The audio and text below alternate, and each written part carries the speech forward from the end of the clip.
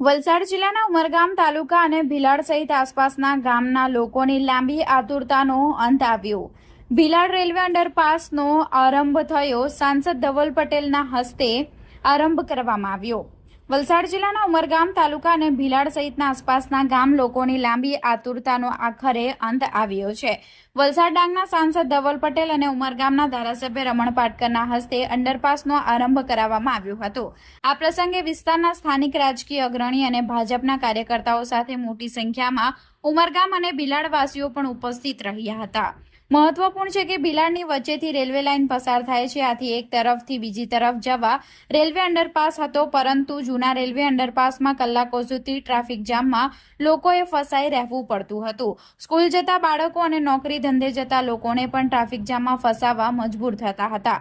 જોકે હવે ભીલાડના નવો રેલવે અંડરપાસનો આરંભ થતાં જ એક તરફથી બીજી તરફ સરળતાથી જઈ શકાશે।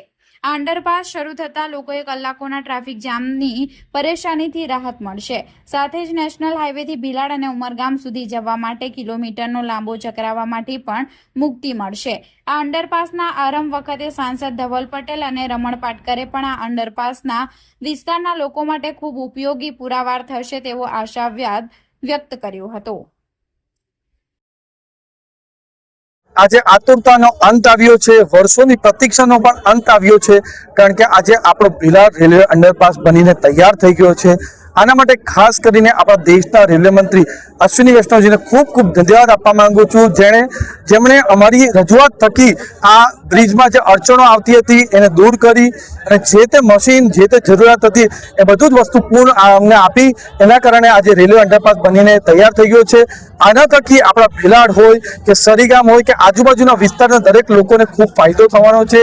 જે લોકો ધંધા રોજગાર માટે પણ સરીગામ ઉમરગામ તરફ જાય છે એમને પણ ફાયદો થવાનો છે। અને આ જ રીતે આગળ પણ આપણા ઉમરગામના માટે અને વલસાડ જિલ્લા માટે જેટલા પણ વિકાસના કામો છે એ જલ્દીથી જલ્દી પૂર્ણ અમે કરાવશું।